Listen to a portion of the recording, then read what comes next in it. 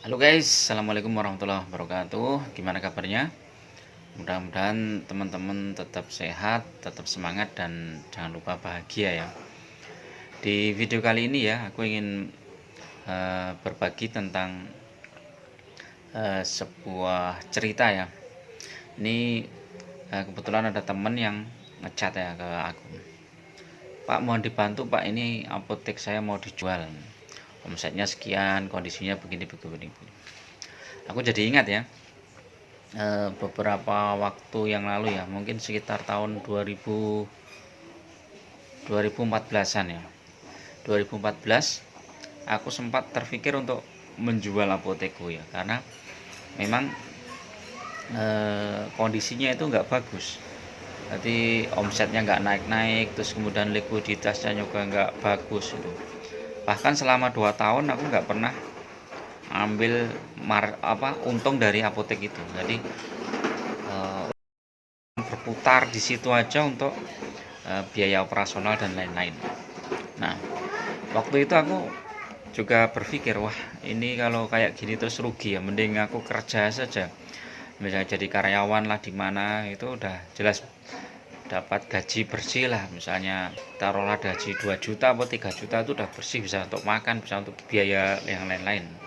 Daripada merintis usaha tetapi kayak nggak ada uangnya. Jadi kan akhirnya sempat terpikir seperti itu.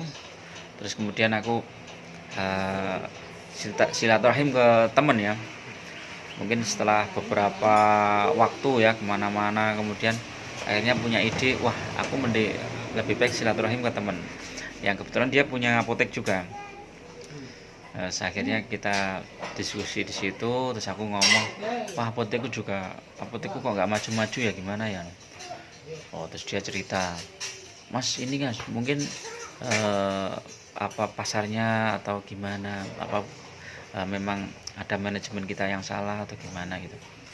Akhirnya kita bedah ya, kita bedah satu persatu, kita diskusi akhirnya ketemu, oh iya ternyata masalahnya itu di sini, kemudian masalah ini, oh makanya stokku nggak omsetku tuh nggak naik-naik itu karena itu.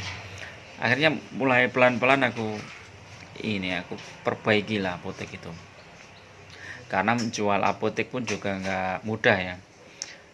Karena waktu itu kan apa jual apotek kan juga sulit, nggak seperti yang sekarang. Tahun 2014 tuh masih ya, eh, online itu masih belum begitu seramai sekarang ya. Jadi kalau kita mau jual barang itu iklannya lewat koran atau lewat yang lain-lain. Jadi itu mungkin ada website juga, tapi ini kan kurang kurang cepat. Akhirnya kita mulai perbaiki. Oke, kita lanjut ya. Kemudian aku mulai merubah mindsetku ya. Cara berpikirku tuh udah mulai tak berubah. Aku jadi bagaimana caranya meningkatkan omset apotek ini. Ada beberapa tip dan trik ya yang aku udah beberkan di channel ini juga ya. Aku mulai dari hal-hal yang sangat sederhana aja, kemudian tak lakukan, kemudian tak evaluasi, kemudian tak perbaiki lagi, tak lakukan lagi, evaluasi lagi. Nah, ternyata lambat laun omset tuh naik dari sekitar waktu itu kalau nggak salah cuman 40 jutaan lah ya, omset tuh bisa naik sampai 2 kali lipatnya. Nah, ketika omset udah naik 2 kali lipatnya, maka margin itu baru kelihatan, profit itu baru kelihatan, uangnya itu baru kelihatan.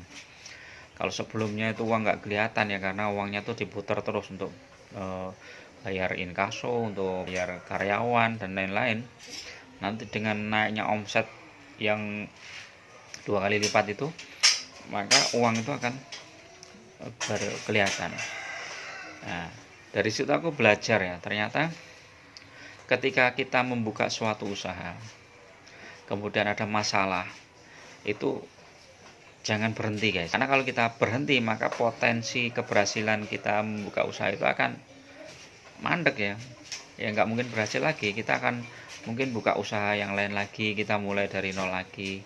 Nah, nanti begitu punya masalah, kita berhenti lagi, tutup lagi, kita buka usaha lagi.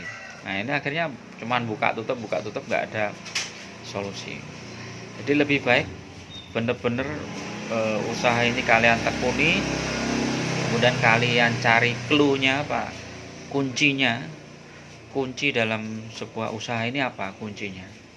Cuman kunci suksesnya itu udah kalian kuasai, terus kemudian kalian terapkan di usaha kalian.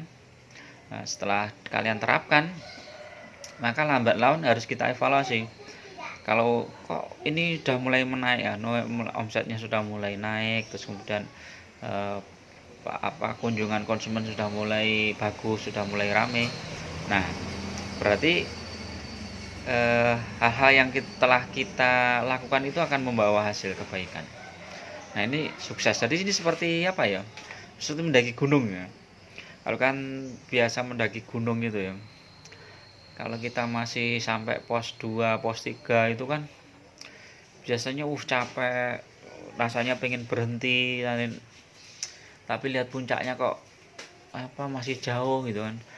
Mau lanjut kok masih jauh. Ini kondisi capek kayak gitu. Tapi ketika kita memutuskan bismillah aku harus sampai puncak gitu kan. Akhirnya apapun dalam kondisi yang capek, kondisi yang mungkin dingin, cuaca yang akhirnya kita semangat untuk berjalan lagi sampai ke puncak.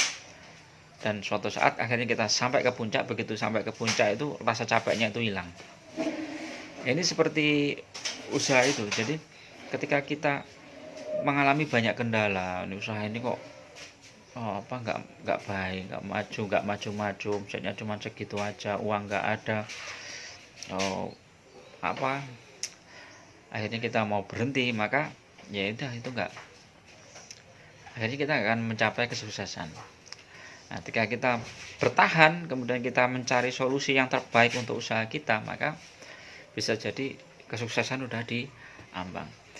Jadi sih itulah ya, teman-teman yang mungkin punya usaha, baik usaha apapun lah, tidak hanya apotek itu, mungkin baru punya masalah, segera lakukan evaluasi, kemudian silaturahim lah ke teman-teman yang lain yang sudah sukses, yang mungkin kita bisa berdiskusi, bisa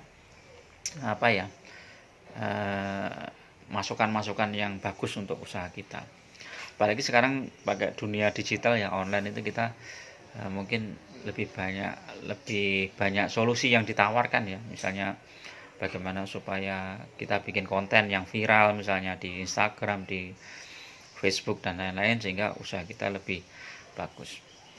Oke, itu ya untuk saran lah bagi teman-teman yang mungkin usahanya sedang ada masalah.